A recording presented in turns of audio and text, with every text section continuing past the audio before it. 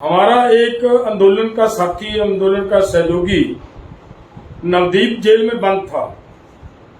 उसके लिए लगातार संगठनों की तरफ से आंदोलन किया जा रहा था। पहले रेलवे ट्रैक पे आंदोलन किया, बाद में ये प्रोग्राम दिया गया कि उसके 17 और 18 तारीख को एसपी ऑफिस का घेराव करेंगे।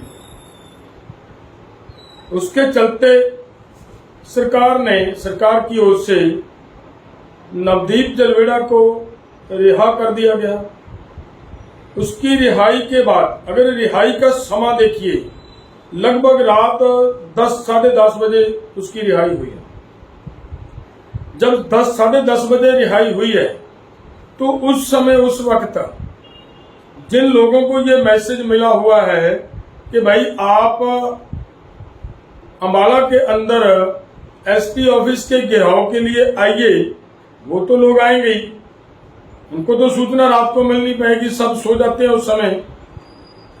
तो वो उन लोगों के लिए ये रखा गया था प्रोग्राम के जो भी साथी जिस समय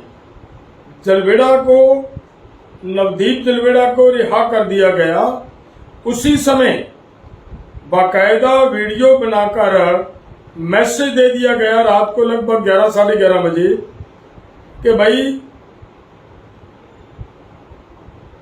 नवदीप को रिहा कर दिया गया है। अब एसपी के घेराव का कार्यक्रम मुलतवी किया जा रहा है।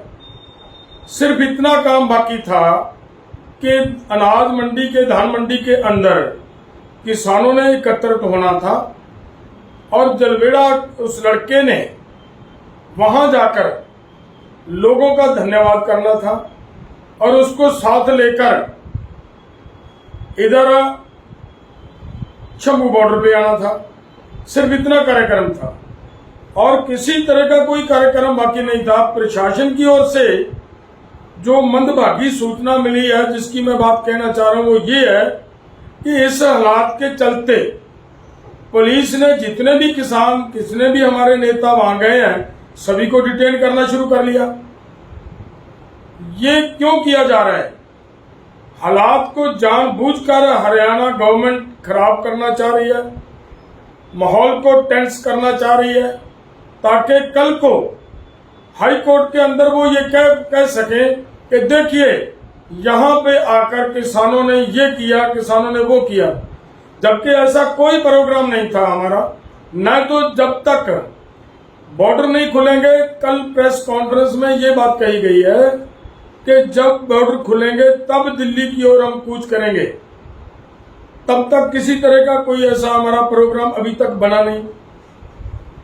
तो यहां ये भी क्लियर कर दिया कि एसपी का घेराव नहीं है। फिर भी हमारे वहां पे जो हमारे साथी आ रहे हैं, जिनको सूचना नहीं मिली, वो आ रहे हैं और नवदीप को लेकर आने के लिए वहां कुछ हमारे किसान नेता गए हैं, तो उनको डिटेन करना ये बिल्कुल गलत बात है। ये अति निंदनीय और शर्मनाक बात है और हरियाणा गवर्नमेंट को इसके ऊपर शर्म आनी चाहिए। उनको ये सोचना चाहिए कि इस तरीके से काम नहीं चलता। आप माहौल को जानबूझकर टेंस कर उस माहौल को खराब कर बाद में आप हाई कोर्ट के अंदर ये बात साबित नहीं कर सकते कि किसानों ने माहौल खराब किया, इसलिए हम इनको दिल्ली जाने की इजाजत नहीं दे सकते। वो इसके साथ जोड़कर नहीं की जा सकती। और मैं सरकार को निवेदन करता हूं, काइंडली इस माहौल को शांत रहने दें, शांत रखें, किसी तरह का भी कोई ऐसा गलत काम ना करें जिससे किसानों के अंदर नाराजगी और गुस्सा बढ़े। सो इसलिए जितने भी हमारे साथी डिटेन किए गए हैं, उन सभी साथियों को तुरंत रिहा किया जाए, वरना अगर फिर भी कोई हालात खराब होते तो उसकी जिम्मेदार हरियाणा गवर्नमेंट होगी। बाद में ये मत कहें जाकर कि किसान खराब कर रहे हैं। हमारा किसी तरह का भी आज माहौल खराब करना या किसी तरह का एसपी का गिराव, ऐसा कोई कॉल नहीं थी। वो हमने एसपी के गिराव की कॉल ऑफ कर दी गई थी, वो हमने वापस ले ली थी।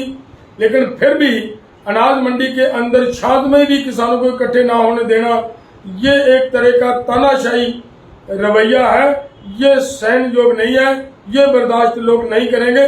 मैं इसीलिए निवेदन करता हूं, प्लीज हरियाणा का माहौल शांत रखने के लिए केवल किसानों की जिम्मेवारी नहीं है, इसके ऊपर हमारी गवर्नमेंट की भी जिम्मेदारी बनती है, वो भी इस ड्यूटी को निभाए ताकि माहौल शांत रहे। केवल लठ के जोर पर शांति नहीं की जा सकती, नहीं करवाई जा सकती, हाथ आगे बढ़ाना पड़ेगा।